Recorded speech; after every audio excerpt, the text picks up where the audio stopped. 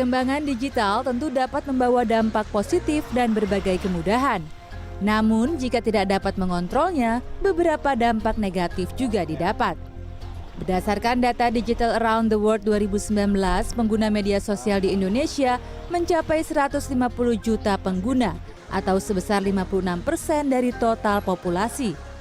Rata-rata lama pemakaian selama 3 jam 26 menit.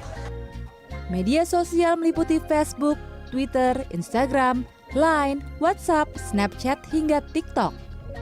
Beberapa hal yang kerap muncul ketergantungan atau cemas jika tidak menggunakan media sosial, membandingkan hidup kita dengan orang lain, membawa permasalahan dunia maya ke dunia nyata, hingga mempengaruhi mood. Ini yang dialami Gina. Waktu itu kan pernah ya mati lampu kan, terus kayak sinyal tuh ngadet gitu kan. Itu kayak bener-bener nggak tahu mau ngapain. Kayak karena kehidupan aku setengahnya itu kan medsos banget gitu kan. Maksudnya tergantung sama medsos. Jadi waktu itu tuh bener-bener ini banget sih nggak tahu mau ngapain kayak.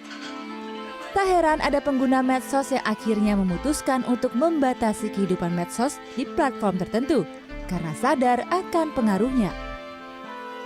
Karena pas gue lagi pakai Instagram DLL itu kayak toksik, ngerasanya kayak ngeliatin hidup orang, terus jadi ngebandingin hidup orang sama hidup kita, jadi ngerasa kayak insecure sih, jadinya milih buat stop. Berdasarkan studi International Journal of Mental Health and Addiction, pengguna media sosial yang berlebih dapat menyebabkan gangguan mental. Fitur like dan komentar di media sosial juga kerap menjadi hal yang dapat mempengaruhi perasaan pengguna.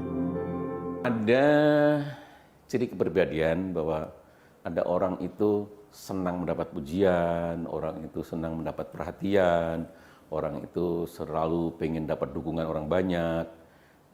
Kalau seperti itu terus kita kembangkan, di balik itu akan ada suatu kelemahan bahwa ketika tidak banyak pujian, ketika tidak banyak perhatian, saya akan down. Dr. Danardi menambahkan manusia harus tetap memilih informasi yang sesuai dan bermanfaat. Ini sama halnya memilih media sosial yang baik untuk pribadi seseorang. Kondisi dan reaksi psikologis seseorang berbeda-beda pada isi media sosial. Namun psikoterapis dari California School of Professional Psychology, Philip Huseman menyarankan penggunaan media sosial baiknya 30 menit hingga 1 jam per hari. Sandra Insanasari, Himawan Amri, Jakarta.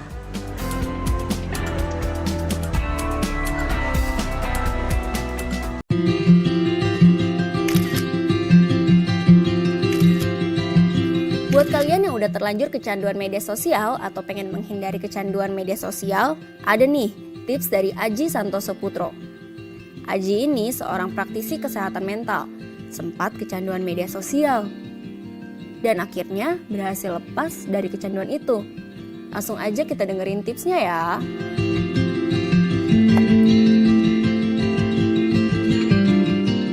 Supaya tidak kecanduan, supaya tidak berlebihan, saya rasa berdasarkan pengalaman saya, yang saya lakukan adalah 4 hal.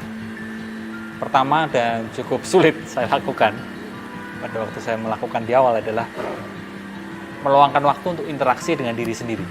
Misal dalam satu hari luangkan waktu, let's say setengah jam atau 20 menit lah untuk nggak buka sosial media, hanya duduk diam, hanya ya bisa dikatakan menemui diri sendiri.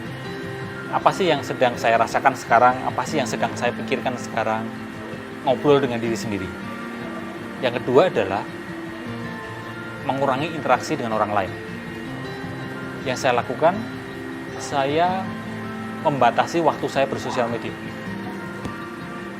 Misal, setelah jam 8 pagi, saya baru buka sosial media. Sebelumnya, ya saya harus mengendalikan diri untuk tidak buka handphone malahan. Saya sampai seperti itu. Atau malam hari, kelar jam 8 malam, saya nggak pegang handphone. Mas, kalau nanti ada kabar ini, kabar itu. Baik lagi kan ketakutan. Ketakutan inilah yang membuat kita capek. Renungan buat kita semua. Kalau setiap hari terus dikejar rasa takut, tentu kita akan capek, tentu kita akan stres.